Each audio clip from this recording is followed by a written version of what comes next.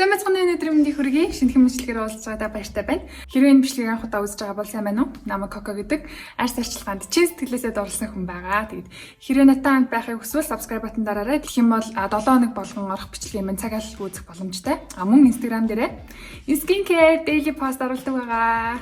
За тэгээд энэ удаагийн бичлэгээр coconut oil-ын талаар дэлгэрэнгүй тайлбарлахыг хичээе. За юуны төрөнд coconut oil-ыг бол Монголд ялангуяа арьс арчилгаанд маш их хэрэгжилж байгаа харагддаг. Миний Facebook feed дээр хэд хэдэн удаа coconut oil-ыг хэрэгжилж байгаа нөгөө Costco-гийн амар том extra virgin coconut oil-ыг гаргаж ирээд халбуудж аваад makeup байрлгаад ч юм уу массаж хийгээд ч юм уу тэгж хэрэгжилж байгаа мөн тэд тосоо борлуулж байгаа live-ыг би маш олон удаа харж байсан. Тэгэхээр арьс арчилгаанда coconut oil-ыг ялангуяа extra virgin coconut oil-ыг яг хэрэглэх нь яг зөв үү? Ер нь нүрийн арьсанд тэгж хэрэглэх тохиромжтой юу үгүй юу гэдгийг бүгдээрээ шалгацгаая. За юуны төрөнд coconut oil гэж юу юм бэ те? Тэгэхээр coconut oil гэдэг нь coconut буюу наргил модны самраас мөн чөмгөөс гаргаж авсан идэж болох үс тийм oil байгаа. Тос байгаа. Маш дээд хэмжээгээр хансан тос учраас хурдан тийм мууддаггүй. 24 градусын дулаанд чанараа алдахгүйгээр 6 сар хүртэл хадгалагдах боломжтой байдаг. За тэгээд тэр ч утгаараа coconut oil-ыг ахуйн хэрэглээнд, гоо сайханд хоол хүнсэнд, эрүүл мэндэд маш их төлхөө хэрэглэдэг. Ер нь дэлхийд даяараа coconut oil-ыг маш өргөн хэрэглээгээд хэрэглэдэг байгаа. Ялангуяа coconut oil нь fatty acid-аар маш их баялаг учраас хоол хүнсэндээ тогтмол хэрэглэж авах юм бол зүрхний эрүүл мэндэд маш их сайн гэж тооцоологддог. За нэг факт хэлэхэд Австралийн ойролцоо байдаг Kitawa Island-ийн хүмүүс coconut-ыг ер нь маш олон төрлөөр хүнсэндээ хэрэглэдэг юм байна л да. Ер нь тосон хэлбэрээрч тэр ер нь зүгээр coconut-а маш олон төрлөөр ингээд идэж хүнсэндээ хэрэглэдэг. Тэгэхээр тэр арлын хүмүүс зүрхний эмгэгээр зүрхний шигдээсээр ч юм уу ер нь зүрхний ямар нэгэн асуудлаар ерөөсөө нас бардаггүй тийм тооцоолол гарсан байлээ. Тэр арлын хүмүүс ер нь эрүүл мэндийнхээ хувьд диетийн хувьд дэлхийд маш тэргүүлдэг улс байгаа. За coconut oil нь lauric acid-аар маш их баялаг учраас бактерийн эсрэг, вирусын эсрэг, мөн мөөгөнцрийн эсрэг үйлчлэгээ үзүүлдэг. Тэгэхээр мөөгөнцрэг гэхээр fungal acne биш шүү. Биеийн мөөгөнцрийг хэлсэн шүү. Биеийн мөөгөнцөрт бол маш сайнаар нөлөөлдөг байгаа. Мөн мэдээж хансан тос учраас хоолны аппетит бууруулах сайн талтай учраас жингээ хасгаж байгаа, жингээ барих байгаа хүмүүст маш сайнаар нөлөөлдөг. За эдгээр болон бусад маш сайн талтай юм байна. Сайнаар эрүүл мэндэд нөлөөлдөг юм байна. Гэхдээ арьс арчилгааны хувьд миний болон миний үзэгчдийн хувьд бидний хүрээний сонирхож байгаа талбар бол мэдээж арьс арчилгаа. Тэгэхээр арьс арчилгааны хувьд coconut oil-ийн хэрэглээ ямар байдаг талаар бид нар бол маш сайн судлах хэрэгтэй гэж бодож байна. Нэгдүгээр хамгийн түрүүнд бүтцийн хувьд coconut oil өөрөө comedogenic level 4-5-ийн хооронд буюу маш өндөр. Тэгэхээр comedogenic level гэдэг нь юу вэ гэхээр non comedogenic байх юм бол арсны нөхс үеийг бөглөхгүй. За тэгээд 1-ээс эхлээд 2, 3 гэж явах юм бол comedogenic level нь өндөрсөд арсны нөхс үеийг бөглөх магадлал нь өндөрсөд явдаг. Тэгэхээр хамгийн өндөртэй бол 5 байдаг. Тэгэхээр coconut oil өөрөө 4-ээс 5-ийн хооронд comedogenic levelтэй байдаг байхгүй юу? Тэгэхээр арсны нөхс үеийг маш их бөглөдөг гэсэн үг. Тэгэхээр ялангуяа тослог арьстай, тослог холимог, акне прон, батг гарамтгай, нүхжилттэй, өрөвсөлтэй, батгтай тийм хүмүүст бол нэрээ coconut oil арсны нөхс үеийг маш их бөглөдөг. Үнэхээр их батг гарах, нүхжил томруулах, цагаан батг, хар батг үүсгэх маш том эрсдэл болдог. За нэг жишээ авахад цайны шүрийг би арсны гадархуу гэж төсөөлөх айгуу дуртай. Та нартай нэг цайны шүрийг ингээд төсөөлө бодоод үзье л та. Маш нарийнхан ширхэгтэй тэрийг ингээд арсныхаа гадархуу гэд бодоод үзэх юм бол за би яг тусгаалтын байранд байгаа учраас надад цайны шүүр алга.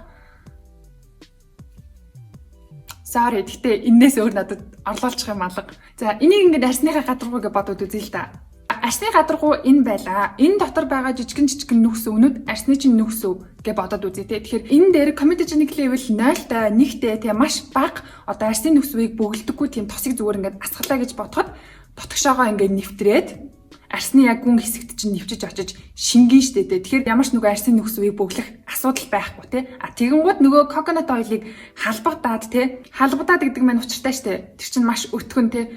Тонгойлгоод урсгыг гэх ямар ч боломжгүй халбагдах хэмжээний тийм өтгөн тос штэ. Тэгэхээр халбагдаад энэ дээр тавил та. Доошоо шингэж нөгөө арсны гүн хэсэгт шингэхгүй.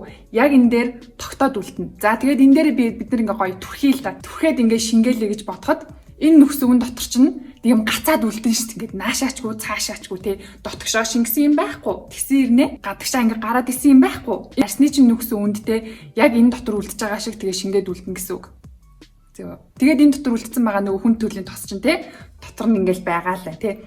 Тэгээд та халууцсан, хөлрөн, дээрээс нь бохирдол нэмэгдэн, мейкап нэмэгдэн. Тэгээ нөгөө нүхжилт чинь томроод те батг үсээд бүр явж өгнө гэсэн үг. Юу.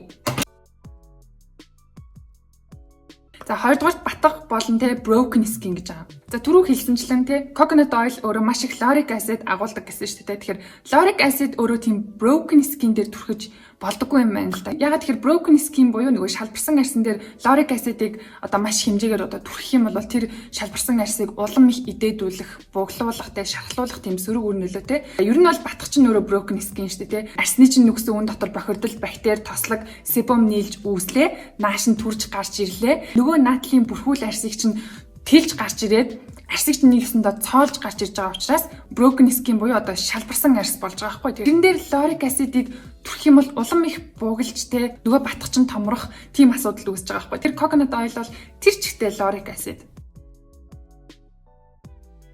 Coconut oil-ыг хэрглэж болохгүй шалтгаан 3 дахь нь юу гэхээр чийгшүүлэгч маягаар хэрэгэлдэг те. Тэгэхээр маш хуурай арьстай. Тэгээд тэрийг чийгшүүлэхийн тулд coconut oil-ыг хамгийн сүүлийн степ дээрээ түрхдэг. Маш их тэгж харагддаг. Тэнгууд тэр хүмүүс ямар шалтгаанаар түрхдэг вэ гэхлээр те comedogenic level надад хамаагүй. Би маш хуурай арьстай. Миний одоо нүсвийг те бөглөөд батга гаргachгүй нүхчил дүүсгэчгүй гэх айх асуудал надад байхгүй. Ягаад тэгэхээр би маш хуурай арьстай учраас тэрийг би маш сайн чийгшүүлэх хэрэгтэй байна. Тэгээд надад coconut oil хэрэгтэй байна гэсэн тайлбар тавиад moisturizer маягаар түрхдэг. Гэхдээ хуурай арьс ч гэсэн те жижигэн нүкс үнээс бүрдэж байгаа шүү дээ. Тэгэхээр түрүүний миний хэлсэнчлэн нөгөө энэ нүкс үн дотор гацсан байгаа coconut oil чинь доошо нөгөө гүн рүү очиж чийг өгдөг байхгүй. Хуурай арьстай coconut oil-ыг moisturizer маягаар хэрэглэдэг хүмүүс миний хэлж байгааг маш сайн ойлгож байгаа.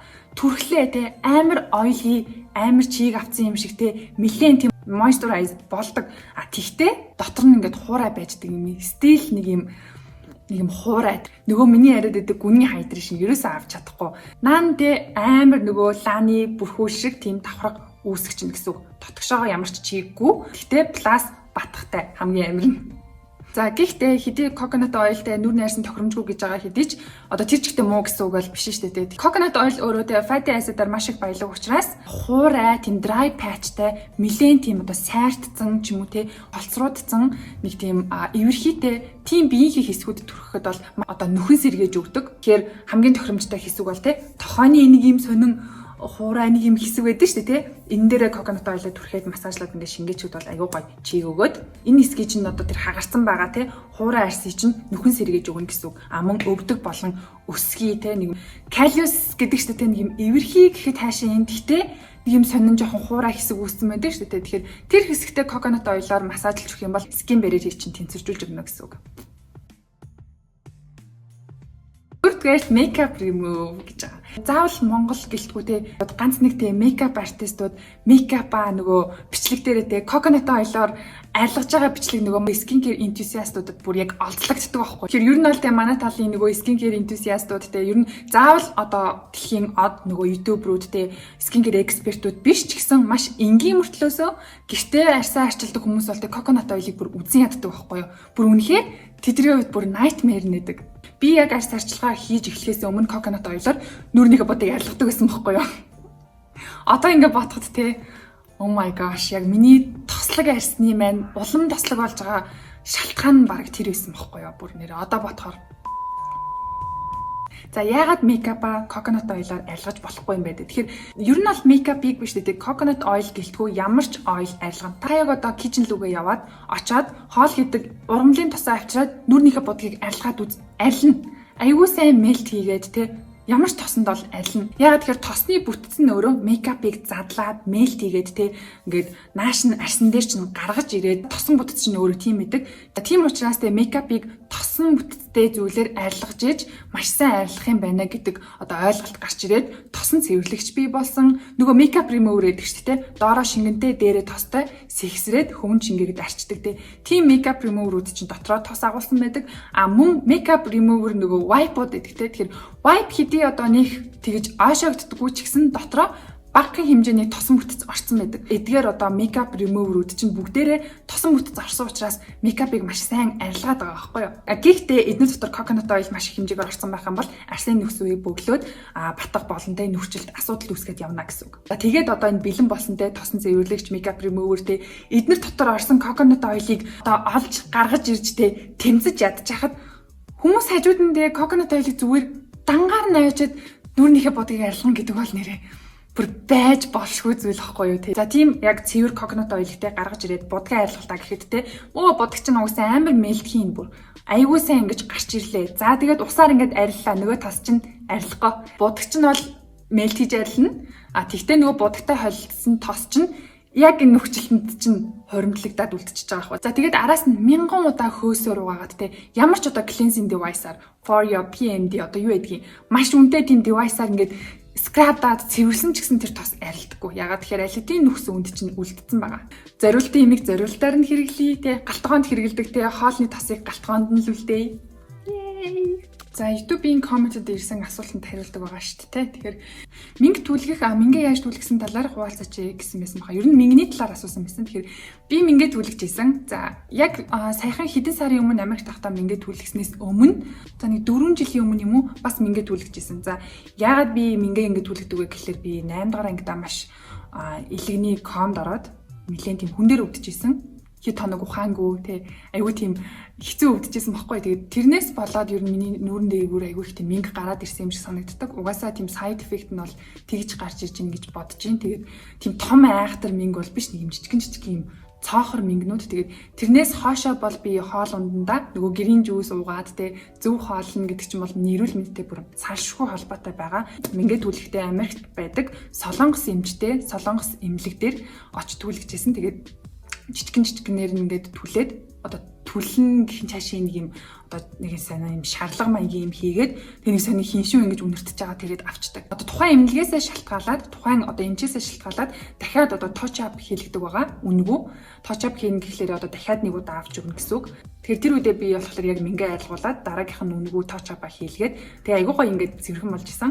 Тэрнээс хойш мингмэн их ингэж тодорч гарч ирэхгүй тэ айгуу гоё байсан. Тэгээд саяны өнгөрсөн жил болохоор нөгөө нэг амар тэгэж минг гарч ирээгүй ч гэсэн ер нь ингэж жижигэн бас байгаад байсан учраас нөгөө арьс арчилгааныхаа нөгөө юунда толгуурлаад нэг гоё цэвэрхэн болмаар санагдаад дахиад ахуулсан байгаа. Тэгээд ерөнхийдөө нөгөө нэг юм том мингнүүд бол анхны удаа авахад бол арилдаггүй. Угаасаа төрөлхийн тийм тод мингнүүд байгаа учраас үлдчихдэг. Харин жижигхэн юм толбнууд бол шууд арилждаг байгаа. Мэдээж гол нь ахуулгахдаа эмнэлгийн ариун цэвэр эмнэлэг эмчийг хараад сонгож агаад хариуцлагатай хийлгэрэй гэж бодож байна. Мингээ авахуулсны дараа 14 хоног ерөөсөө ус хүргэж болдоггүй, мейкап энэ төр те ер нь арьс арчилгааны юу ч төрөхдөггүй, ус хүргэж болдоггүй. Яг тэр чигээр нь 14 хоног байгаа. Тэгжээж нөгөө 5 тогтоод 5 ахуулахгүйгээр те өөрөө ингэж унгадаг байгаа. Тэгэхээр тэр хооронд бол те арьс матга гарна уу яа нүстэй хинт чамаагүй. Ямар ч хэсэн тэрийг ингээл идгээгээл нөгөө өгсөн тосыг ингэж түрхэл идгээдэг байгаа. За тэгээд энэ удаагийн имчилгээний түрээд өндөрлөж байна. Дараагийн имчилгээ болоод баяр таа.